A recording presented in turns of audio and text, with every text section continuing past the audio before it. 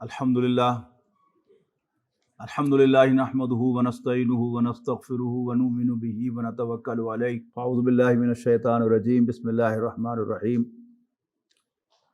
الم یجدک یتیما فآویٰ ووجدک ضالا فہدیٰ ووجدک عائلا فاغنیٰ۔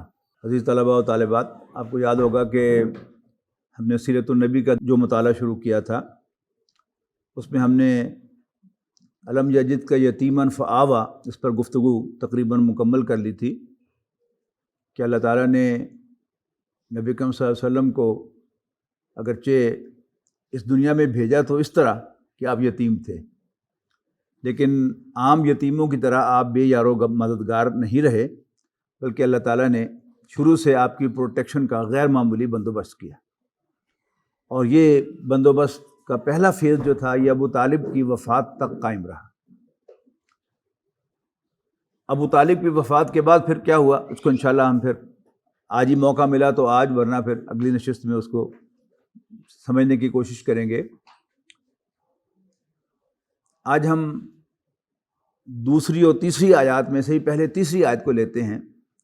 وَوَجَدَكَ عَائِلًا فَأَغْنَىٰ، اللہ تعالیٰ نے آپ کو تنگ دست پایا تو غنی کر دیا۔ میں نے کیا تھا کہ ابو طالب ایک ideal head of the family تو ثابت ہوا، لیکن وہ کوئی امیر آدمی نہیں تھا کہ آپ کو سلور سپون کے ساتھ کھلا سکتا، لہٰذا بچپن میں آپ کو بڑی سخت مشقت سے گزرنا پڑا، اور مکے کی سخت گرمی میں نبی اکرم صلی اللہ علیہ وسلم نے کسی خاندان کے کچھ جانور چرائے بڑی معمولی معاوضے پر، خود حضور کا اپنا فرمان ہے۔ جب آپ بڑے ہوئے تو ابو طالب نے آپ کو تجارت کے پیشے سے وابستہ کیا، اور آپ دوسروں کا مال لے کے جاتے، ایک کمیشن ایجنٹ کی طرح جیسے کوئی کام ہوتا ہے، اور اس منافع میں سے آپ کو کچھ حصہ، کچھ کمیشن ملتا۔ اس میں آپ نے نام کمایا، اور پورے مکے میں مشہور ہو گیا کہ ہاشمیوں کا یہ نوجوان عبداللہ کا بیٹا محمد صلی اللہ علیہ وسلم عجیب سیلز مین ہے کہ اپنا مال بیچنے سے پہلے اس کا نقص بتا دیتا ہے کہ اس میں یہ کمی ہے، اس میں یہ خرابی ہے، یہ اپ ٹو دا مارک نہیں ہے، ذرا لو لیول کا ہے، اور سودا بیچنے کے لیے بھی جھوٹ نہیں بولتا۔ مکہ مکرمہ میں ایک خاتون تھی 2 دفعہ کی بیوہ، لیکن مکے کی سب سے مالدار خاتون تھی، اور وہ بھی لوگوں کو اپنا مال دے کر بھیجتی تھی بیچنے کے لیے، اور اس سے جو نفع ہوتا تھا ان کو اس میں سے کمیشن دیتی تھی۔ یہ خاتون مکہ مکرمہ میں الطاہرہ کے نام سے پہچانی جاتی تھی، پاک باز خاتون، چیسٹ وومن۔ جب ان کو معلوم ہوا ریپیوٹ محمد بن عبداللہ کا، تو انہوں نے انہیں بلا بھیجا کہ آپ میرا مال لے کے جایا کریں، میں آپ کو باقیوں سے دگنا کمیشن دوں گی۔ پہلے سفر میں انہوں نے محمد بن عبداللہ کو مال دے کر بھیجا، اور اپنا ایک بھتیجا اور اپنا ایک غلام جس کا نام میسرہ تھا اس کو ساتھ بھیجا، اور ان سے کہا کہ تم نے اس کے معاملات میں دخل نہیں دینا، اس کو آبزرو کرنا ہے ذرا ڈیپلی، اور جو کہے وہ کرنا ہے۔ اس سفر میں نبی اکرم صلی اللہ علیہ وسلم کو، یعنی محمد بن عبداللہ کو صلی اللہ علیہ وسلم، غیر معمولی منافع ہوا، اور آ کر آپ نے آتے ہی خدیجہ بنت خویلد کو پائی پائی کا حساب دیا۔ اس سے ان کو کنفرم ہو گیا کہ جو ریپیوٹ اس کے بارے میں سنی تھی کہ بڑا دیانتدار اور سچا ہے، یس ہی از۔ اس لیے کہ جب آپ کسی سے حساب لیتے ہیں تو آپ اگنور کریں تو کریں، لیکن بارہ سمجھ آپ کو آ جاتی ہے کہ یہ 2 نمبر حساب دے رہا ہے یا 1 نمبر حساب دے رہا ہے۔ خدیجہ 40 سال عمر تھی، تجربہ کار خاتون تھی، تو پہلے ہی گلانس میں ان کو اندازہ ہو گیا کہ یہ واقعی دیانتدار آدمی۔ پھر انہوں نے نبی اکرم صلی اللہ علیہ وسلم کو ان کی کمیشن دے کر روانہ کیا، اور اپنے غلام میسرہ کو بلایا بھی، ہاں تم بتاؤ کہ تم نے اس شخص کو کیسا پایا ہے۔ اس نے کہا میڈم اس کے بارے میں جو ریپیوٹ سنی تھی کہ بڑا سچا اور دیانتدار ہے وہ تو تھا ہی، لیکن یہ اس سے بہت آگے ہے، اخلاق میں، کردار میں، معاملہ فہمی میں، ڈیسیژن میکنگ میں اس کا جواب نہیں ہے۔ آپ لوگ تو ماشاءاللہ کامرس کے اسٹوڈنٹ سارے بنیادی طور پر، اس کے بعد اکاؤنٹنگ میں آئے ہیں، اب بھی ایک سبجیکٹ کی حیثیت سے پڑھتے ہوں گے آپ اکنامکس شاید، کہ کاروبار جو ہے یہ اصل میں کچھ ڈیسیژنز کا نام ہے. سب سے پہلا کس چیز کا کاروبار کرنا ہے، اگر آپ نے یہ ڈیسیژن ٹھیک کیا تو امکان ہے کہ آپ کو نفع ہوگا. پھر مال کہاں سے خریدنا ہے، پھر مال کہاں بیچنا ہے اور کب بیچنا ہے، اور خریدنا کب خریدنا ہے. یہ 5-6 ڈیسیژن اگر آپ اچھے کرتے ہیں، صحیح کرتے ہیں، تو اللہ تعالیٰ آپ کو نفع دیتا ہے. اور ان ڈیسیژنز میں اگر آپ غلطی کرتے ہیں تو بعض اوقات آپ کو لینے کے دینے پڑ جاتے ہیں. تو اس نے کہا کہ جی معاملہ فہمی میں اور ڈیسیژن میکنگ میں بھی اس کا جواب نہیں ہے. تو حضرت خدیجہ بڑی خوش ہوئی اور غلام کو آزاد کر دیا، میسرہ کو، اور پھر دل میں ٹھان لی کہ میں محمد سے شادی کروں گی صلی اللہ علیہ وسلم رضی اللہ تعالی عنہ. اب انہوں نے اپنی سہیلیوں سے مشورہ کیا، یعنی آج سے 1500 سال پہلے آپ چلے جائیں تو آپ کو سمجھ میں آئے گی بات، یہ موبائل تو نہیں تھا. اب انہوں نے اپنے سہیلیوں سے مشورہ کیا کہ جی میں محمد سے شادی کرنا چاہتی ہوں، محمد بن عبداللہ سے. تو سہیلیوں نے کہا کرو، ہمیں کیوں پوچھ رہی ہو؟ انہوں نے کہا میں سوچ رہی ہوں کہ میں پیغام کیسے بھیجوں. تو ان کی ایک سہیلی تھی جس کا نام نفیسہ تھا. نفیسہ نے کہا کہ یہ کام مجھ پہ چھوڑ دیں. ایک دن نبی اکرم صلی اللہ علیہ وسلم طواف کر کے یوں نکل رہے تھے، یعنی حجر اسود سے شروع ہوتے ہیں نا چکر، تو 7واں چکر یہیں ختم ہوتا ہے، پھر یوں کر کے نکلتے ہیں. تو آگے سے آئی، محمد تم نے شادی نہیں کرنی صلی اللہ علیہ وسلم. تو آپ نے فرمایا کہ بھئی میں غریب آدمی ہوں، مجھ سے شادی کون عورت کرے گی؟ اس لیے کہ پہلے بھی ایک بیٹر ایکسپیرینس تھا نبی اکرم صلی اللہ علیہ وسلم کے سامنے، کہ ظاہر ہے کہ ایک بچہ جو فلیرٹنگ نہ کرتا ہو، لڑکیوں میں ایکسٹرا دلچسپی نہ لیتا ہو، شریف بچہ جب بڑا ہوگا، اس کی شادی کا وقت آئے گا، تو اس کے سامنے کون سی لڑکی آئے گی ٹو میری ہر؟ کزن ہی ہوگی نا کوئی جس کو بچپن سے جانتا ہے. تو ابو طالب کی بیٹی تھی ام ہانی، بعد میں وہ ایمان لائیں رضی اللہ تعالی عنہ. تو آپ نے ام ہانی سے شادی کی خواہش ظاہر کی ابو طالب کے سامنے، لیکن ابو طالب نے فار ون ریزن اور دی ادر رشتہ نہیں دیا. اب ٹھیک ہے، پر باپ کو اختیار حاصل ہے، اس پہ ہم انہیں بلیم نہیں کر سکتے، لیکن ایک فیکٹ بتا رہا ہوں کہ جو لڑکا ہے وہ تو فیل کرے گا نا، پتہ نہیں کیا وجہ ہے، میں سگا بھتیجا ہوں، شاید میرے غریب ہونے کی وجہ سے مجھے رشتہ نہیں دیا. تو وہ ریفلیکٹ ہو رہا ہے میرے خیال کے مطابق نفیسہ کے سوال پر کہ میں غریب آدمی ہوں، مجھ سے شادی کون عورت کرے گی. نفیسہ نے کہا کہ اگر کوئی عورت تیار ہو تو. آپ نے فرمایا کہ پہلے اس کا نام بتاؤ، پھر میں اپنی رائے کا اظہار کروں گا. تو اس نے کہا کہ خدیجہ بنت خویلد تم سے شادی کرنے کو تیار ہے، اور مکے میں ان کی ریپیوٹ تھی کہ ایک پاک باز خاتون ہے. تو آپ نے کہا کہ اگر خدیجہ تیار ہے تو میں بھی تیار ہوں. اب آپ نے جا کر اپنے چچا کو ذکر کیا کہ مجھے خدیجہ بنت خویلد کی طرف سے شادی کا پیغام آیا ہے. اور خدیجہ چونکہ ایک مالدار خاتون تھی، اچھی ریپیوٹ کی مالک تھی، تو بڑے بڑے سردار، یہاں تک کہ ابو سفیان بھی انہیں شادی کا پیغام دے چکے تھے، تیسری شادی کا، اس لیے کہ 2 دفعہ کی تو پہلے وہ بیوہ تھی، لیکن وہ ان کے اس پیغام کو ریجیکٹ کر چکی تھی. ابو طالب نے مشورے کے لیے اپنے 2 بھائیوں ابو لہب اور عباس، یعنی حضرت عباس رضی اللہ تعالیٰ عنہ کو بلایا کہ اس طرح محمد کو خدیجہ کی طرف سے پیغام آیا ہے. یہ خیر معمولی بات تھی کہ ایک سیلز مین ہے اور خدیجہ مکے کی سب سے مالدار خاتون ہے، کہ کہیں اس کو غلط فہمی نہ ہوئی ہو، کہیں نفیسہ نے اس کے ساتھ مذاق نہ کیا ہو. تو ابو لہب ایسا معلوم ہوتا ہے کہ اس کو اول روز سے نبی اکرم صلی اللہ علیہ وسلم، یہاں تک کہ آپ کے والد سے خار تھی. ابو لہب جو ہے اس کی کنیت ہے، لہب کہتے ہیں انگاروں کو. ابو لہب انگاروں کا باپ، یعنی اس کا رنگ اتنا سرخ تھا کہ ایسے معلوم ہوتا تھا کہ جیسے اس کے گالوں پر انگارے رکھے ہوئے ہیں، اس لیے اس کو ابو لہب کہا تھا، اس کے باپ نے نام رکھا تھا. اور ظاہر ہے ہینڈسم ہونے کی وجہ سے سب لوگوں سے پیار کرتے تھے. لیکن جب عبداللہ پیدا ہوئے نبی اکرم صلی اللہ علیہ وسلم کے والد گرامی، وہ بھی بڑے ہینڈسم تھے، اور ایک نارمل ان کی یعنی کمپلیکشن تھی، جیسے اچھا گورا رنگ ہوتا ہے، اور بڑے اخلاق والے تھے. لہٰذا ابو طالب کی زیادہ توجہ ان کی طرف ہو گئی. اس نیلے پہ دہلا یہ ہوا کہ عبد المطلب نے، آپ کے دادا نے منت مانی تھی کہ اگر میرے 10 بیٹے ہوں گے یا 11 بیٹے ہوں گے تو میں ایک بیٹا جو ہے وہ کعبے میں جا کر حبل کے پاس جا کے اس کو ذبح کروں گا. ان کو خیال آیا کہ میں تو منت مانی تھی کہ ایک بیٹے کو ذبح کروں گا, تو انہوں نے قرہ ڈالا, تو قرہ نکلا عبداللہ بن عبد المطلب کا, حضور کے والد کا. تو عبد المطلب نے ایک ہاتھ میں چھری پکڑی اور ایک ہاتھ میں بازو پکڑا عبداللہ کا, اور اس کو لے کے چلے کعبے کی طرف ذبح کرنے کے لیے. بیچ میں ابو طالب آئے, ان کا بھائی یہ کام نہ کرو. ان کا بھائی میں کیوں نہ کروں, میں تو منت مانی ہوئی ہے. تو ابو طالب نے کہا کہ کسی سے مشورہ کر لیں. تو ایک کاہنہ عورت تھی, اس سے عبد المطلب نے مشورہ کیا کہ میں نے اس طرح منت مانی تھی, وہ میری بات پوری ہو گئی ہے, اور میں نے قرہ ڈالا ہے, عبداللہ کے نام کا قرہ نکلا ہے, لیکن میرے بڑے بیٹے جو ہیں وہ منع کر رہے ہیں کہ میں یہ کام نہ کروں, میں کیا کروں.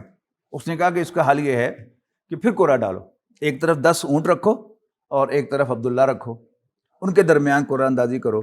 اگر 10 اونٹ نکل آئیں تو بس 10 اونٹ ذبح کر دو, عبداللہ فارغ. اگر پھر عبداللہ کا نام آئے تو پھر 10 اور بڑھا دو, 20 ورسز عبداللہ. پھر عبداللہ کا نام نکلے تو 30 ورسز عبداللہ, 10 اونٹ بڑھاتے رہو, ہر دفعہ نام آئے عبداللہ کا. تو یہاں تک کہ کرتے کرتے 100 اونٹ ورسز عبداللہ جب قرہ ڈالا گیا, تو پھر نام جو ہے وہ قرہ نکل آیا 100 اونٹوں کا. تو عبد المطلب نے 100 اونٹ ذبح کیے عبداللہ کے اگینسٹ. یوں عبداللہ ذبیح قرار پائے. تو محمد بن عبداللہ صلی اللہ علیہ وسلم 2 ذبیحوں کی اولاد قرار پائے. حضرت اسماعیل علیہ السلام بھی ذبیح اللہ ہیں, ان کے گلے پر بھی چھری چلی, لیکن اللہ نے بہرحال ذبح نہیں ہونے دیا. اور آپ کے والد عبداللہ بھی, یعنی بازو تو پکڑ لیا عبد المطلب نے ذبح کرنے کے لیے, لیکن اللہ نے ذبح نہیں ہونے دیا. 100 اونٹ ذبح ہو گئے. تو ابو لہب کو اول روز سے خار تھا, بڑی یعنی ایک حسد تھا اس کو کہ اس نے میری جگہ لے لی. یہ آپ عام دیکھتے ہیں, آپ میں سے کچھ جو ہیں وہ چھوٹے ہوں گے, کچھ بڑے ہوں گے گھر میں. تو کسی گھر کا بڑا بچہ ہوتا ہے, اس کو ایک خاص اس کی ٹور ہوتی ہے, اس کی من مانی ہوتی ہے, اس کی چودھری ہوتا ہے. جب دوسرا بچہ گھر میں آتا ہے تو وہ پھر اس کو برداشت نہیں کرتا, اس کو قبول نہیں کرتا. تو ابو لہب کی ایک زمانے میں بیجا تھی, اور پھر جب عبداللہ آئے تو اس کی جگہ لی عبداللہ نے, اور اس کو خار تھی عبداللہ سے. لوگوں کو دکھانے کے لیے کہ مجھے بڑی خوشی ہوئی ہے, ایکچولی اسے خوشی نہیں ہوئی تھی کہ جب نبی اکرم صلی اللہ علیہ وسلم پیدا ہوئے ہیں اور ابو لہب کی لونڈی نے آ کر خبر دیا کہ آپ کے ہاں بھتیجا پیدا ہوا ہے, تو ابو لہب نے اس غلام کو آزاد کر دیا خوشی کی خبر دینے پر. لیکن قدم قدم پر ظاہر ہوتا ہے کہ ابو لہب نبی اکرم صلی اللہ علیہ وسلم سے خار کھاتا تھا. اب جب یہ دونوں بھائی آئے ابو طالب کے بلانے پر, اور ابو طالب نے کہا کہ محمد کو, یعنی ظاہر گھر میں موجود تھے, محمد کو خدیجہ کی طرف سے شادی کا پیغام آیا ہے. تو ابو لہب نے حضور کی طرف دیکھ کر, اوئے بےزتی نہ کرا دیں کدھرے, یعنی ہم رشتہ لے کے جائیں تو آگے سے نہ ہو جائے تو پھر ہماری بڑی بےزتی ہوگی. تو حضرت عباس نے اس کو کنفرنٹ کیا, کیوں, ہمارے بچے میں کیا کسر ہے, جوان نہیں, سونا نہیں, صادق نہیں, امین نہیں, منہ بند کرا دیا اس کا. تو 2 کام کیے ابو طالب نے, ایک تو بھائیوں کو بلا کر مشورہ کیا, دوسرا اپنی بہن حضرت صفیہ کو بھیجا حضرت خدیجہ بنت خویلد کے ہاں کہ ذرا کنفرم کیا کر کے آؤ کہ ہم جب فارملی رشتہ لے کر جائیں تو آگے سے نہ ہو جائے. یہ ہوتا ہے نا آج بھی, خاص طور پر دیہاتوں کے اندر یہ چیز جو ہے اس کی بڑی سینسٹیوٹی ہوتی ہے کہ جب باقاعدہ رشتہ لینے کے لیے جائیں تو بس پھر وہ سمجھو انڈرسٹوڈ ہی ہے کہ وہ ہاں ہے, بس ایک فارمل کارروائی ہوتی ہے. کسی کو بھیجا جاتا ہے کہ ذرا ٹو لے کے آئے کہ ہم آئیں. تو حضرت صفیہ نے جا کر دروازہ کھٹکھٹایا, اندر سے ایک لونڈی آئی. انہوں نے کہا بھی تمہاری باجی ہے گھر پہ؟ انہوں نے کہا جی. ان کو بتاؤ کہ صفیہ بنت عبد المطلب آئی ہے. اس لونڈی نے جا کر بتایا خدیجہ بنت خویلد کو, تو وہ اٹھ کر خود بھاگتی ہوئی دروازے پر آئیں اور بڑے اعزاز کے ساتھ حضرت صفیہ نبی صلی اللہ علیہ وسلم کی پھوپھی کو لے کر گئی اندر. یہ سیرت میں آپ نے پڑھا ہوگا نا, وہ غزوہ خندق کے دوران کہ جب ایک یہودی جو ہے وہ عورتوں کے اس ڈیوڑی کا جس میں عورتوں کو رکھا گیا تھا چکر لگا رہا تھا, تو حضرت صفیہ نے اس کو نوٹس لیا تھا اور پھر ایک خیمے کی لٹھ نکال کر اس کے سر پہ ماری تھی, اس کا سر پھاڑ دیا تھا اور واصل جہنم کر دیا تھا. یہ وہی حضرت صفیہ ہیں, حضور صلی اللہ علیہ وسلم کی پھوپھی. تو وہ جا کر بیٹھی. تو اس سے پہلے کہ یہ ایک بات جو ہے وہ, آپ ابھی چھوٹے ہیں, یہ باتیں جو ہیں وہ ایک دم جا کے وٹا نہیں مارا جاتا کہ جی میں پوچھنا آئی ہیں کہ رشتے دی ہاں ہیں کہ نہیں. پہلے ادھر ادھر کی گپ شپ لگائی جاتی ہے، گھما پھرا کے بعد جو ہے پھر آہستہ سے وہ بات پوچھی جاتی ہے۔ اس سے پہلے کہ حضرت صفیہ رضی اللہ تعالیٰ عنہ منہ کھولتی، حضرت خدیجہ نے خود ہی کہا کہ آپ جو بات پوچھنے کے لیے آئی ہیں وہ درست ہے، میں نے واقعی محمد کو پروپوز کیا ہے صلی اللہ علیہ وسلم۔ اب اس کے بعد پھر فارمل رشتہ لینے کے لیے گئے یہ تینوں بھائی، پھر ابو طالب اپنے دونوں بھائیوں کو لے کر، حضرت عباس کو اور ابو لہب کو لے کر اب حضرت خدیجہ کے گھر گئے، اور آگے سے حضرت خدیجہ کے چچا ان کے ولی کی حیثیت سے سامنے آئے، تو بات ہو گئی۔ تو ابو طالب نے پوچھا کہ مہر کیا لوگے؟ تو چچا جو ہے وہ کچھ کہنے لگا لیکن اس کی زبان اکھلا گئی، بول نہیں سکا۔ تو ابو طالب نے کہا ہاں ٹھیک ہے، میں سمجھ گیا کہ تم ہینڈسم اماؤنٹ چاہتے ہو، فکر نہیں کرو۔ تو حضرت عباس نے کہا تم بول کیا مانگتا ہے؟ حضرت عباس ساہوکار تھے اور لوگوں کو رقم دیتے تھے سود پر، اور ہر مہینے سود وصول کرتے تھے، تو سود تو حرام نہیں تھا اس وقت۔ اچھا، تو حضرت عباس نے کہا تو بول کیا بولتا ہے؟ مجھے خواہ گھوڑے پر سوار ہو کر گاؤں گاؤں جانا پڑا تو میں جا کر تمہاری ڈیمانڈ پوری کروں گا۔ پیچھے سے حضرت خدیجہ بھی گھر پہ موجود تھی، انہوں نے کہا کہ یہ مہر میں ادا کروں گی۔ تو ابو لہب نے پھر بکواس کی، انہوں نے کہا لو جی نمی سنو، اور عورتیں مہر دے دیا جی۔ حضرت عباس نے بڑی مزے کی بات ہے یہ، پھر کنفرنٹ کیا اس کو، انہوں نے کہا ہاں اگر لڑکا کام کا ہو تو عورت ہر قیمت پر اسے حاصل کرتی، اور اگر نکھٹو ہو تو اس سے پائی وصول بھی کرتی۔ چپ کر گیا۔ بہرحال رشتہ طے ہو گیا، اور یہ تینوں بھائی واپس آ گئے تاریخ لے کر کہ اب فلاں تاریخ کو ہم آئیں گے نکاح کرنے کے لیے۔ اب اس تاریخ کا پھر یہ تینوں بھائی اور بہن حضرت صفیہ حضور صلی اللہ علیہ وسلم کو پھوپھی اور محمد بن عبداللہ صلی اللہ علیہ وسلم یہ اب گئے ہیں نکاح کے لیے۔ یہ کوئی بارات نہیں گئی باقاعدہ، یعنی 3 بھائی 1 بہن اور دولہا صاحب خود جو ہے وہ گئے ہیں نکاح کے لیے۔ نکاح ہو گیا۔ اچھا، اس کے بعد نبی اکرم صلی اللہ علیہ وسلم بڑی سادگی کے ساتھ اٹھ کر اپنے چچاؤں کے ساتھ ہی جانے لگے گھر کی طرف۔ اس سے پہلے حضرت خدیجہ نے کچھ خواب دیکھے تھے، جن میں سے سب سے پہلا جو اہم خواب تھا اور بڑا کلیئر خواب تھا وہ کیا تھا کہ حضرت خدیجہ کیونکہ نیک خاتون تھیں لہذا اکثر رات کے وقت طواف کیا کرتی تھی اندھیرے میں، تاکہ مردوں کے ساتھ آمنا سامنا کم سے کم ہو۔ رات کو لیٹ طواف کر کے واپس آئیں اور آ کر دیوار کے ساتھ ٹیک لگا کے بیٹھیں، بچے سو چکے ہوئے تھے، اور وہیں ان کی آنکھ لگ گئی۔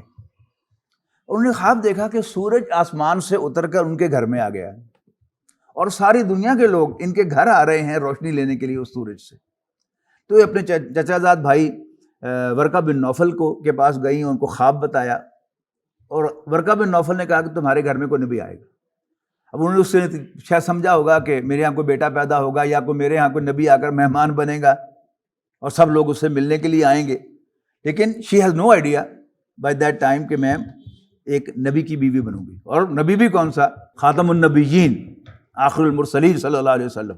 اسی طرح یہ جیسے ہمارے یہاں ہوتا ہے نا کہ خواتین جو ہیں وہ اپنے گھر میں میلاد رکھتی ہیں، یا اب جب سے یہ ڈاکٹر فرحت ہاشمی نے اور دوسری بڑی کچھ خواتین نے درس قرآن کو رواج دیا ہے تو اپنے گھر میں درس قرآن کراتی ہیں۔ کوئی خاتون نہ ہو تو اب تو بہت خواتین اویلیبل ہیں، اس سے پہلے کیا ہوتا تھا کسی مرد کو پردے میں بٹھا کر لاؤڈ اسپیکر لگا کر اس سے بیان سنا جاتا تھا۔ تو مکے کی عورتیں بھی کبھی کبھی کسی کو بلا کر واز سنا کرتی تھیں۔ تو ایک یہودی عالم کو بلایا ہوا تھا انہوں نے، اور وہ حرم شریف میں عورتوں سے کو بیان کر رہا تھا، جو دین کی باتیں بتا رہا تھا۔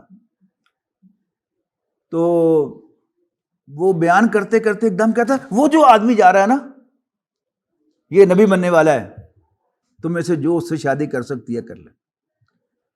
سب عورتوں نے کہہ لگا دیا کہ ہم ہی پور گیا، لیکن حضرت خدیجہ نے اس کو بڑا سیریسلی لیا۔ اگلے دن اپنا غلام یا لونڈی بھیجی، اس کو بلایا اپنے گھر، بلا کے پوچھا کل جو تم نے بات کہی تھی وہ کیا تھی؟ انہوں نے کہا جی ہاں میں نے بڑی سیریس بات کی تھی، وہ واقعی وہ شخص جو ہے وہ نبی بننے والا ہے۔ تو پھر یہ بھی ایک ایڈ ہو گئی حضرت خدیجہ کے اس، یعنی وہ جو چیزیں پازیٹیولی جا رہی تھیں۔ تو جب نبی کریم صلی اللہ علیہ وسلم بھی اپنے چچاؤں کے ساتھ اٹھ کے جانے لگے تو خدیجہ بنت خویلد نے حضور صلی اللہ علیہ وسلم کو خطاب کر کے کہا الا بیتک اپنے گھر کی طرف اشارہ کیا، الا بیتک اپنے گھر چلیے، فبیتی بیتک میرا گھر ہی آپ کا گھر ہے، وانی جاریتک اور میں آپ کی لونڈی ہوں، مکے کی سب سے مالدار خاتون، اور وہ کہہ رہی ہے کہ میں آپ کی لونڈی ہوں، اور واقعتاً لونڈی بن کے دکھایا ہے۔ یعنی آپ میں سے اللہ کرے سب لوگ جو ہیں وہ ان دونوں شہروں کو وزٹ کریں، اور غار حرا پہ اگر آپ چڑھیں گے تو 1000 فٹ بلند ہے وہ، اس وقت سیڑھیاں بھی نہیں، اب سیڑھیاں بنی ہوئی ہیں۔ تو آج سے 11 سال پہلے میں 12 سال 13 سال پہلے میں گیا تھا، تو اس وقت یعنی اب میں 69 سال کا ہوں، تو اس وقت میں سمجھ لیجیے کہ 60 سال کا تھا، 60 سے بھی کم، لیکن 2 دفعہ راستے میں سانس لے کر میں اوپر تک چڑھا تھا۔ لیکن حضرت خدیجہ جب نبی اکرم صلی اللہ علیہ وسلم غار حرا میں جا کر تخلیہ اختیار فرماتے تھے تو وہ وہاں پر ستو، کھجوریں اور زمزم پہنچا کے آیا کرتے۔ بہرحال حضرت خدیجہ نے اپنا سب کچھ کھول دیا نبی اکرم صلی اللہ علیہ وسلم پر، لیکن ایک دن نبی اکرم صلی اللہ علیہ وسلم یعنی ینگ محمد بن عبداللہ صلی اللہ علیہ وسلم ذرا پریشان سے گھر تشریف لائے، تو اہلیہ محترمہ نے پوچھا کہ کیا بات ہے، آپ کچھ پریشان سے دکھائی دے رہے ہیں؟ تو آپ نے فرمایا کہ ہاں، میں باہر گھوم رہا تھا تو میں نے ایک قافلہ دیکھا، بڑا قسمہ پرسی کا عالم تھا، بچے بھوک سے بلک رہے تھے، میں سوچ رہا تھا کہ میرے پاس بھی کچھ سرمایہ ہوتا اور تو میں ان کی کچھ مدد کرتا۔ تو حضرت خدیجہ کو سٹرائک ہوا کہ ہو، میرے شوہر تو بڑے دیانتدار آدمی ہیں، وہ میرے مال کو میری اجازت سے برت رہے ہیں، لیکن یہ میرے مال کو اپنا نہیں سمجھتے۔ لہٰذا انہوں نے مکے کے سرداروں کو گھر بلایا اور ان سے کہا کہ تم سب گواہ رہو کہ میں نے اپنا سارا مال اپنے شوہر محمد بن عبداللہ کو ہبہ کر دیا۔ یہ ہے وَوَجَدَكَ عَائِلًا فَأَغْنَىٰ، اللہ تعالیٰ نے آپ کو تنگ دست پایا تو غنی کر دیا۔ آپ تنگ دست انسان تھے، تو حضرت خدیجہ جو مکہ مکرمہ کی سب سے مالدار خاتون تھی، انہوں نے سارا مال گفٹ کر دیا نبی کریم صلی اللہ علیہ وسلم کو، تو آپ کیا ہو گئے؟ امیر ہو گئے، ایک دم غنی ہو گئے۔ وَوَجَدَكَ عَائِلًا فَأَغْنَىٰ۔ اب آتے ہیں ہم درمیانی آیت کی طرف، وَوَجَدَكَ ضَالًّا فَهَدَىٰ۔ ضالن جو ہے یہ ضالین کا واحد ہے، یہ وہی لفظ ہے جو ہم سورہ فاتحہ میں اینڈ پہ کہتے ہیں وَلَا الضَّالِّينَ، وہ پلورل ہے اور اس کا سنگولر ہے ضالن۔ ضالن کون ہوتا ہے؟ یعنی کوئی شخص اسکینز کالج آنا چاہتا ہے اور اس کو پہلے پتا ہے کہ جی نہر کے کنارے پہ یہ کالج ہے، اور وہ سیدھا ہی انڈر پاس میں داخل ہو کے تو وہ گٹ والے پہنچ جاتا ہے اور اس کو اسکین کالج نہیں ملتا، پھر وہاں سے پوچھتا ہے اور پھر اس کو کوئی گائیڈ کرتا ہے کہ ہاں کشمیر پل کے پاس ہے، وہ پھر کشمیر پل سے جو ہے وہ ٹرن لے کے تو پھر کشمیر روڈ پہ چلا جاتا ہے، پھر وہ واپس آتا ہے، جب تک اس کو صحیح ڈائریکشن نہیں ملے گی اسکینز کالج کی تو وہ ضال کہلائے گا۔ نبی اکرم صلی اللہ علیہ وسلم پر آپ کا بڑے سے بڑا دشمن بھی یہ الزام عائد نہیں کر سکا کہ فلاں موقع پر محمد نے تو کسی بت کو سجدہ کیا تھا صلی اللہ علیہ وسلم، نو وے۔ یہ آن ریکارڈ ہے کہ نبی اکرم صلی اللہ علیہ وسلم نے کوئی بے حیائی کا عمل تو بہت دور کی بات ہے، کسی کو کوئی ولگر گالی بھی نہیں دی، اور حضرت ابوبکر ہوں، نبی اکرم صلی اللہ علیہ وسلم ہوں، کبھی بدکاری نہیں کی، کبھی کسی بت کو سجدہ نہیں کیا۔ لہذا وہ جو ریلیجس معنوں میں ضال ہونے کا تو کوئی سوال نہیں، لیکن بہرحال قرآن مجید ایک لفظ بول رہا ہے، it must have a meaning. وہ میننگ کیا ہے کہ اللہ تعالیٰ کے ساتھ تو نبی اکرم صلی اللہ علیہ وسلم کا تعلق from the very first day, وہی کے نازل ہونے سے پہلے بھی بڑا کلیئر تھا کہ صرف اللہ ہی میرا رب ہے اور میں اس کا بندہ ہوں، اس کے سوا کوئی عبادت کے لائق نہیں ہے۔ اور وہ جو بنیادی فطری تعلیم ہوتی ہے کہ جھوٹ نہ بولنا، چیٹنگ نہ کرنا، بدکاری نہ کرنا، وہ ان پر بھی آپ عمل پیرا تھے اور کسی بت کو بھی سجدہ نہیں کیا۔ لیکن دوسری طرف ہم یہ دیکھتے ہیں کہ نبی اکرم صلی اللہ علیہ وسلم کا جو فیلو ہیومن بینگز کے ساتھ تعلق تھا، اس میں نبی اکرم صلی اللہ علیہ وسلم کبھی ادھر جاتے ہیں، کبھی ادھر جاتے ہیں، کبھی ادھر جاتے ہیں، کبھی ادھر جاتے ہیں۔ ہی از ناٹ فائنڈنگ دا وے، ان کو راستہ نہیں مل رہا۔ کیسے؟ یعنی بچپن میں نے آپ کو بتایا نا کہ آپ ایک تنگ دست انسان تھے، ابھی ہم نے پڑھا بھیڑ بکریاں چرائی ہیں بڑے معمولی معاوضے پر، پتہ نہیں اپنی روٹی بھی 2 وقت کی پوری ہوتی ہوگی کہ نہیں، تو کسی کو کیا چیریٹی کرنی ہے، لیکن اندر ایک جذبہ تھا، جوش مار رہا تھا کہ مجھے انسانوں کی خدمت کرنی چاہیے۔ لہذا نبی کریم صلی اللہ علیہ وسلم نے 2 ایسے کاموں کا انتخاب کیا کہ جن میں پیسہ نہیں لگتا تھا. وہ کیا تھے؟ بیواؤں کی خبر گیری اور یتیموں کی سرپرستی. بیوہ، آج کی بیوہ پر قیاس نہ کیجیے جس کے پاس 2 گاڑیاں ہیں، 4 بینک اکاؤنٹ ہیں اور اس کے بعد ڈیبٹ کارڈ بھی ہیں، کریڈٹ کارڈ بھی ہیں اور موبائل فونز بھی ہیں. وہ نہیں. آج سے 1500 سال پہلے کی بوڑھی عورت. کوئی گاؤں کا نوجوان، شہر کا نوجوان، محلے کا نوجوان دوسرے چوتھے روز آ کے پوچھتے رہے اماں جی کوئی کام ہوئے تو دسو. خدمت ہے نا. اس نے کہا کہ یہ میرا پیغام فلاں کو پہنچاؤ، وہ پہنچایا. فلاں گھر سے مجھے یہ چیز لا دو، یہ بازار سے مجھے یہ پیسے پکڑو اور لا کے دے دو. یہ خدمت نبی اکرم صلی اللہ علیہ وسلم نے کی ہے. اس پر خود پیسہ کوئی خرچ نہیں کرنا پڑتا. دوسرا، یتیم. یتیم کی اصل ضرورت پیسہ نہیں ہے.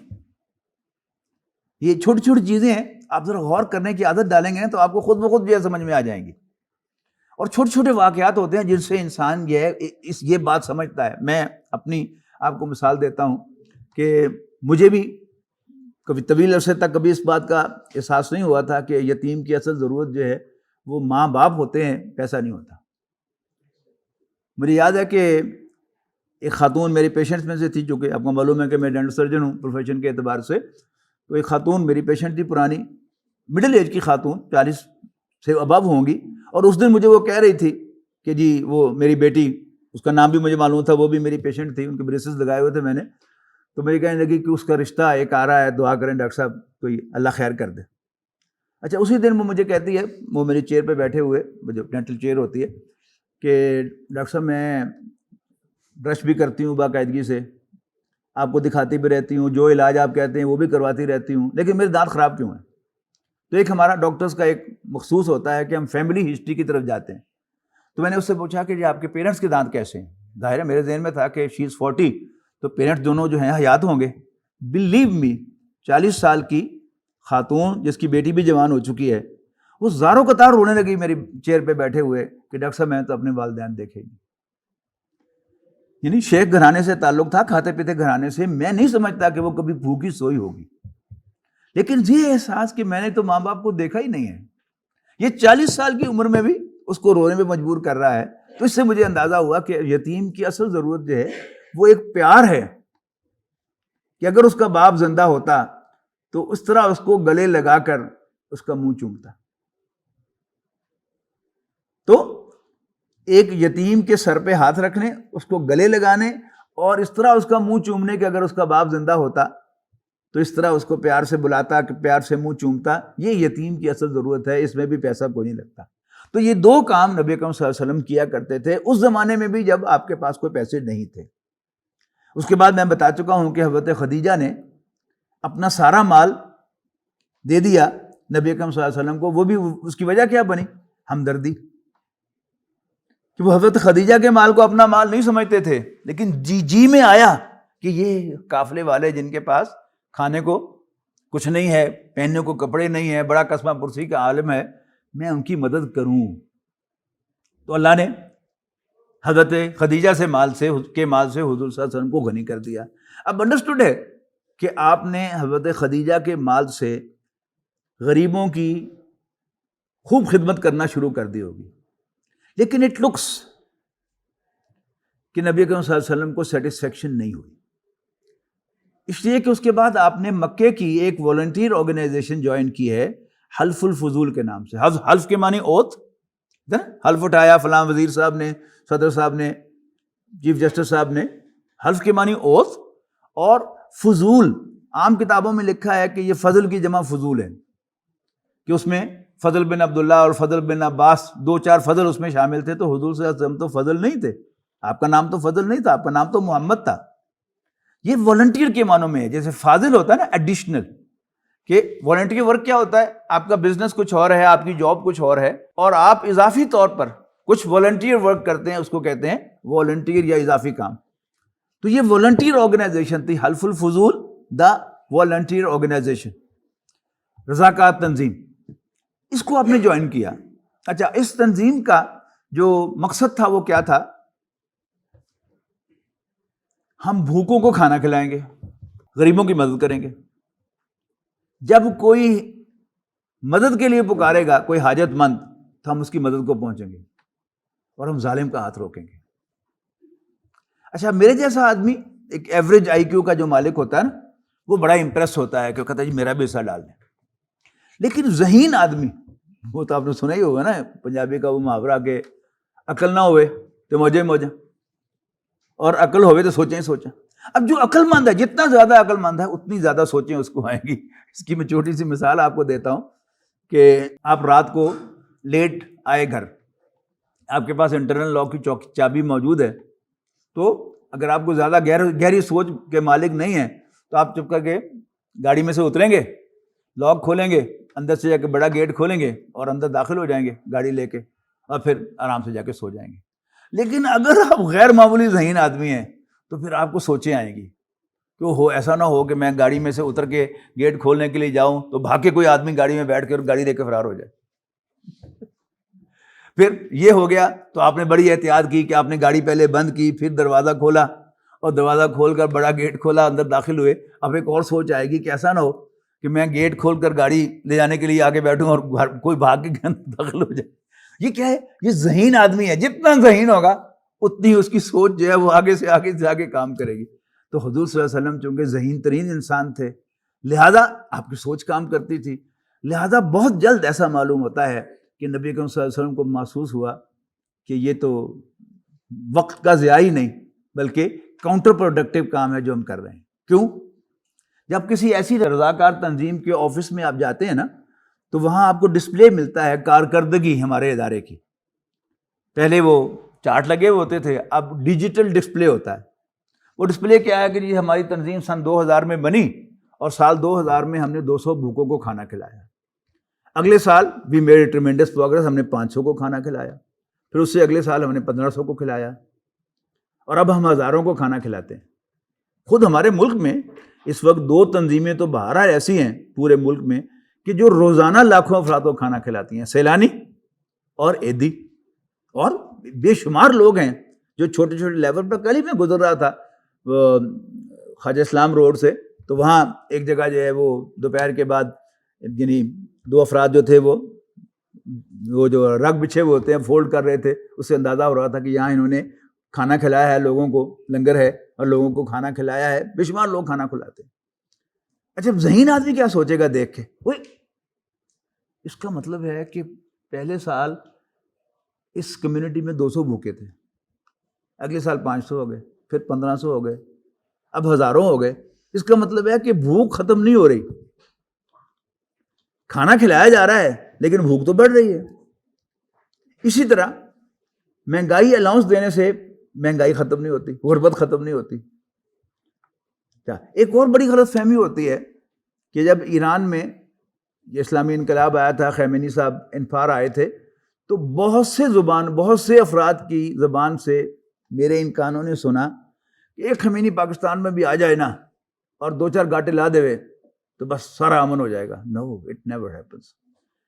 آپ 2 ظالموں کو ماریں گے تو 4 پیدا ہوں گے, 4 کو ماریں گے تو 10 پیدا ہوں گے, 10 کو ماریں گے تو 50 پیدا ہوں گے. کھانا کھلانے سے, بھوکوں کو کھانا کھلانے سے بھوک ختم نہیں ہوتی, اور ظالموں کو مارنے سے ظلم ختم نہیں ہوتا.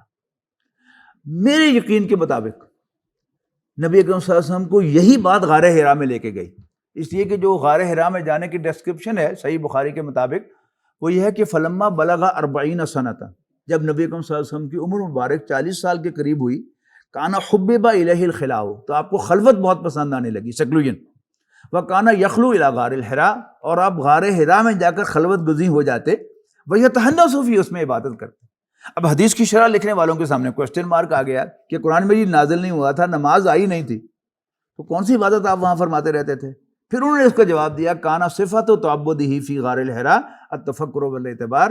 غار حرا میں نبی صلی اللہ علیہ وسلم کی عبادت کی نوعیت غور و فکر تھا. پھر اگلا سوال, کس سے آپ کا غور و فکر؟ بہت سے لوگوں نے کہا کہ اس کائنات کے بارے میں غور و فکر, کہ اس کائنات کو کس نے بنایا, کیسے بنایا, کیوں بنایا. لیکن میں اس سے ایگری نہیں کرتا, اس لیے کہ قرآن مجید میں 1 سے زائد مرتبہ یہ بات کہی گئی ہے کہ لئن سألتهم من خلق السماوات والارض, اگر تم ان سے پوچھو قریش سے, مکے والوں سے, بتاؤ بلا آسمانوں اور زمین یعنی کائنات کو کس نے پیدا کیا, لَيَقُولُنَّ اللَّهُ, تو لازماً کہیں گے اللہ تعالیٰ ہی نے پیدا کیا. تو مکے کا عام کافر جانتا ہے تو نبی صلی اللہ علیہ وسلم کو کیسے پتہ نہیں تھا؟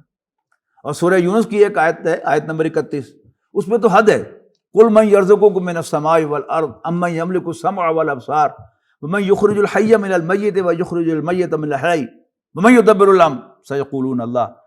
ان سے پوچھو نا ذرا، بتاؤ بھلا تمہیں آسمان اور زمین سے رزق کون دیتا ہے، کس کے کنٹرول میں ہیں کان اور آنکھیں، اور کون مردہ کو زندہ کو مردہ سے اور مردہ کو زندہ سے پیدا کرتا ہے، اور کون کاموں کی تدبیر کرتا ہے، پلان کرتا ہے کاموں کو؟ سیقولون اللہ، تو کہیں گے اللہ۔ آگے جا کے فرمایا پوچھو پھر ڈرتے کیوں نہیں اس سے؟ اور وہاں بتایا گیا تھا کہ فذالکم اللہ ربکم الحق، تو یہی اللہ جس کو تم رازق بھی سمجھتے ہو، کانوں اور آنکھوں کو کنٹرول کرنے والا بھی مانتے ہو، زندگی اور موت کا مالک بھی مانتے ہو، اس کاروبار کو چلانے والا بھی مانتے ہو، وہی تمہارا رب ہے، تمہارا آقا ہے۔ تو اب وہاں نبی اکرم صلی اللہ علیہ وسلم کو اللہ تعالیٰ کی طرف سے رہنمائی دی گئی کہ غربت، بھوک اور ظلم وہ نعرے لگانے سے نہیں ہوتا کہ تم غریب پارٹی بنا لو، آؤ غریبوں اکٹھے ہو جاؤ، بھوک پارٹی بنا لو، تحریک انصاف بنا لو، تحریک جسٹس پارٹی بنا لو۔ یہ ہمارے ہاں ملک میں 2 خان گزرے ہیں، ایک ہیں ابھی، ایک گزرے ہیں، ایئر مارشل اصغر خان، یہ ہمارے ایئر فورس کے چیف تھے، پھر یہ چیئرمین رہے PIA کے، بڑے دیانتدار آدمی تھے۔ تو انہوں نے ریٹائر ہو کر جسٹس پارٹی بنائی تھی، لیکن ظاہر ہے کسی نے بات ہی نہیں سنی، مافیا ہے نا سارا اکٹھا ہوا، اور پھر انہوں نے وہ پارٹی ختم کر دی، پھر انہوں نے تحریک استقلال بنائی، لیکن ہوا کچھ نہیں۔ فائنلی انہوں نے سپریم کورٹ میں ایک رٹ دائر کی تھی اداروں کے خلاف کہ جو خریدتے ہیں سیاست دانوں کو، اور طویل عرصے تک وہ کیس چلتا رہا سپریم کورٹ میں، اور ان کے انتقال کے کچھ دیر پہلے سپریم کورٹ کا فیصلہ آیا کہ ہاں واقعی یہ فوج نے پیسے دے کر خریدا ہے سیاست دانوں کو، اور حکومت کو مینیپولیٹ کیا ہے، اور کچھ لوگوں کو آپ سنتے رہتے نا زبانی، باقاعدہ یہ قاعدہ سپریم کورٹ کا فیصلہ ہے کہ ہاں واقعی ایسا ہوا ہے۔ تو اب پھر آپ دیکھ رہے ہیں، لیکن بہرحال یہ میرا اس وقت کا موضوع نہیں ہے۔ تو نبی اکرم صلی اللہ علیہ وسلم کو اللہ تعالیٰ نے بتایا کہ ایسے یہ نہیں ہوگا، اب عدل کرنا قائم کرنا چاہتے ہیں تو انصاف پارٹی بنانے سے نہیں ہوگا، انصاف کے نعرے لگانے سے نہیں ہوگا۔ عمران خان صاحب کو آپ دیکھ رہے ہیں، بہرحال ان کے یعنی کرکٹ کا کیریئر بھی ان کا بڑا صاف تھا، اور اب بھی حکومت سارے حربوں کے باوجود ان کے خلاف کوئی کیس نہیں بنا سکی، لیکن کیا وہ عدل قائم کرنے میں کامیاب ہوں گے؟ Very hard to think. لیکن بہرحال اللہ تعالیٰ قادر ہے، وہ کر بھی سکتا ہے، لیکن بظاہر کوئی اس کے امکانات نظر نہیں آ رہے۔ اب نبی اکرم صلی اللہ علیہ وسلم کو گائیڈنس کیا ملی؟ آپ نے جو غور و فکر کیا، وہاں 7 ہفتے گزارے اس غار میں بیٹھ کے، تو حاصل کیا ہوا؟ اللہ تعالیٰ کے رسول کو اللہ تعالیٰ کی طرف سے گائیڈنس ملی۔ وہ گائیڈنس کیا تھی؟ اقرأ بسم ربک الذی خلق، پڑھ اپنے اس رب کے نام سے جس نے پیدا کیا۔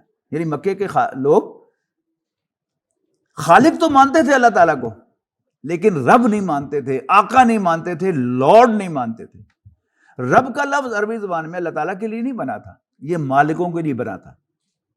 آج بھی آپ سعودی عرب میں جائیں اور وہاں کوئی مکان کرائے پہ لیں تو مالک مکان کو کیا کہیں گے؟ رب الدار۔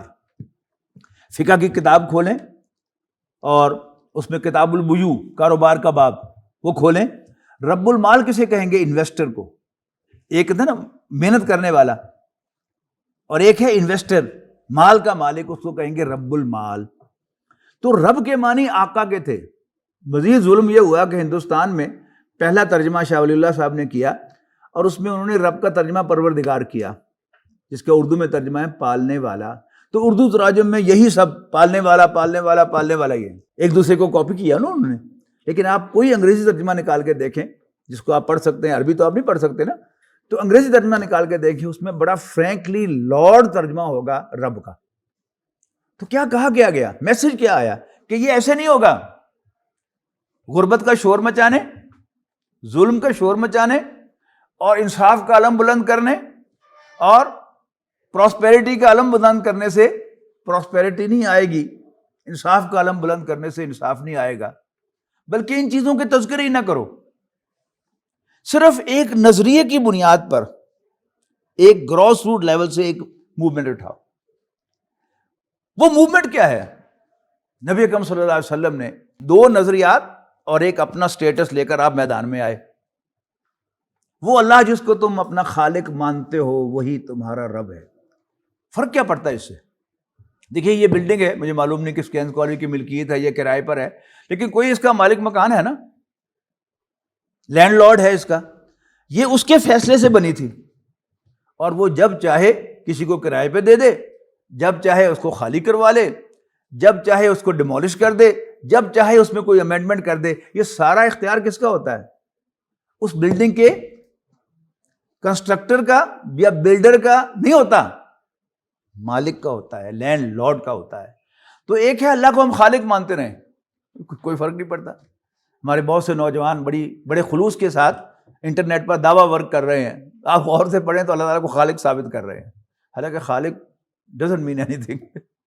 حقیقت ہوتی ہے کہ اس نے بنایا، یعنی کوئی مستری ہوگا نا کہ جس نے یہ پلر کھڑا کیے، یہ لینٹر ڈالے، کوئی انٹیریئر ڈیکوریٹر ہوگا کہ جس نے یہ فال سیلنگ بنائی اور پھر یہ سارا اس کو ڈیزائن کیا، لیکن اس کا اس بلڈنگ کے ساتھ کام کر کے چلے جانے کے بعد اپنے پیسے لے جانے کے ساتھ بات کوئی تعلق نہیں۔ It belongs to the landlord, landlord کا اس پر حکم چلتا ہے، اس بات کو سمجھے۔ تو نبی اکرم صلی اللہ علیہ وسلم کو یہ نظریہ دیا گیا کہ وہ اللہ جس کو تم خالق مانتے ہو وہی تمہارا آقا، وہی تمہارا لارڈ، وہی تمہارا مالک ہے، نمبر ایک۔ نمبر دو، یہ زندگی کل زندگی نہیں ہے۔ یہاں بھی ایک بڑا عجیب کام ہوا کہ نبی اکرم صلی اللہ علیہ وسلم کے سارے ابتدائی خطبات میں سب سے زیادہ زور آخرت پر ہے، اور یہ خبر دیتے ہیں سب سے پہلے آپ کی یہ زندگی کل زندگی نہیں ہے، لیکن پہلی وہی صرف 5 آیات کو سمجھا جاتا ہے، حالانکہ اگلی 3 آیات کیا ہیں؟ کلا ان الانسان لیطغی ان رآہ استغنی ان الی ربک الرجعی، کہ نہیں، انسان سرکش ہو ہی جاتا ہے، کیوں؟ اپنے آپ کو بے پرواہ دیکھتا ہے کہ مجھے پوچھنے والا کوئی نہیں۔ یعنی دو قسم کے ہیں نا قوانین، ایک اخلاقی قوانین ہے جو انسان کے دل میں سے آپ کو بتاتے ہیں کہ یہ کام غلط ہے، یہ صحیح، یہ کیا ہے؟ اخلاقی قانون۔ ایک ہے فزیکل لاز، آگ جلاتی ہے، آپ غلطی سے بھی گرم چیز کو ہاتھ لگا بیٹھیں گے تو آپ کا ہاتھ جل جائے گا، اور آپ غلطی سے بھی بسا ہوا کھانا کھا بیٹھیں گے، کسی ہوٹل نے اس میں مسالے وسالے ڈال کے بسا ہوا کھانا آپ کو کھلا دیا، آدھی رات کو آپ جب 1122 کر بیٹھ کے جائیں گے لائٹ اسپتال، تو 1 مہینہ جو ہے آپ گھر کا تازہ کھانا بھی سونگھ کے کھائیں گے کہ کہیں بسا ہوا نہ ہو۔ یہ کیا ہے کہ تجربہ انسان کو سکھاتا ہے۔ اس کے مقابلے میں آپ کسی کا مال ہڑپ کر جائیں، آپ کے پیٹ میں کوئی درد نہیں ہوگا، آپ جان بوجھ کر جھوٹ بولیں، آپ کے منہ میں کوئی چھالا نہیں پڑے گا۔ یہ انسان کو جری کر دیتا ہے، نہیں، ان الی ربک الرجعی، اے انسان تجھے اپنے رب کے حضور لوٹنا ہے۔ تو یہ 2 نظریات لے کر آپ آ گئے پبلک میں، جن کا بظاہر کوئی تعلق نہیں، ظلم سے کا کوئی تذکرہ نہیں، بھوک کا کوئی تذکرہ نہیں، لیکن اچیو کیا کیا؟ اچیو یہی کیا کہ یہ 2 نظریات لائے اور ساتھ یہ بتایا کہ میں تمہارے رب کا بھیجا ہوا نمائندہ ہوں۔ ان نظریات کے ساتھ لے کے آگے، اب یہ اپیرنٹلی بڑے بینائن نظریات تھے، بڑے ہارملیس نظریات تھے، کسی کو کچھ نہیں کہہ رہے، لیکن سردار بہرحال استاد ہوتے ہیں، ان کو پہلے دن سمجھ میں آ گئے تھے کہ یہ کام خطرناک ہے، ہمارے لیے خطرے کی گھنٹی ہے۔ اس لیے آپ نے دیکھا نا کہ جب ذوالفقار علی بھٹو آئے روٹی کپڑا مکان کا نعرہ لے کر، تو ہمارا سارے سیاستدان جو ہیں وہ ان کے خلاف کھڑے ہو گئے، حالانکہ اس میں کیا غلط بات تھی؟ عمران خان صاحب آئے، عدل قائم کروں گا، انصاف قائم کروں گا، تحریک انصاف آ گئی، سب ان کے خلاف کھڑے ہو گئے، ان کو بھی نہیں کچھ کرنے دیا، اور ان کو بھی اندازہ ایسا ہی ہوتا ہے کہ نہیں کرنے دے گے۔ اللہ تعالیٰ قادر ہے کہ وہ خصوصی مہربانی فرمائے کہ بہرحال خطہ پاکستان جو ہے یہ اللہ تعالیٰ نے بنوایا ہے، خاص طور پر کبھی اس پر گفتگو ہوگی، غالباً ایک دفعہ گفتگو ہوگی آپ سے پہلے بیچ کے سامنے ہوئی تھی، پھر کبھی انشاءاللہ آپ سے بھی گفتگو ہوگی کہ یہ اللہ تعالیٰ نے بنوایا ہے۔ اس کے جینیسس پر آپ غور کریں، اللہ تعالیٰ کا خصوصی فضل ہے اس کی جینیسس میں، اس کے بننے میں۔ اپیرنٹلی حالات نہیں تھے بننے والے، لیکن ساری دنیا کے الرغم ہندوؤں کے مقابلے میں، انگریزوں کے مقابلے میں، امریکنز کے مقابلے میں، پورا جو ایک مافیا ہے ویسٹرن مافیا، اس سب کے مقابلے میں پاکستان بن گیا، ٹھیک ہے نا۔ تو اس کی تقدیر اللہ تعالیٰ نے کب بدلنی ہے؟ وہ اللہ نے کام خان صاحب سے لینا ہے یا پھر کوئی اور موومنٹ اٹھے گی، وہ ہوگا انشاءاللہ، یہاں عدل بھی قائم ہوگا، اسلام بھی آئے گا، مجھے یقین ہے۔ لیکن بہرحال آپ کو سمجھانے کے لیے یہ ساری باتیں کہہ رہا ہوں کہ اللہ تعالیٰ نے حضور صلی اللہ علیہ وسلم کو گائیڈ کیا کہ ان دو بنیادی نظریات کے ساتھ اور اپنے اسٹیٹس کے ساتھ کہ میں اللہ کا رسول ہوں، پبلک میں جاؤ، جو لوگ تمہیں مان لیں ان کو گلے لگا لو، ان کی تربیت کرو۔ اور تربیت کیا ہے؟ مار کھاؤ لیکن ہاتھ نہ اٹھاؤ۔ آپ دیکھ لیں صحابہ کرام نے کیا کچھ مارے کھائی ہیں، لیکن کوئی بتائے کہ کسی نے جواب میں ہاتھ بھی اٹھایا ہو؟ جب حضرت یاسر حضرت سمیہ پر تشدد کر رہا تھا ابو جہل، تو نبی اکرم صلی اللہ علیہ وسلم کے پاس سے گزرے ہیں صرف یہ کہتے ہوئے، اصبروا یا آل یاسر، یاسر کے گھر والوں صبر کرو، ان موعدکم الجنہ، تمہارے وعدے کی جگہ جنت ہے۔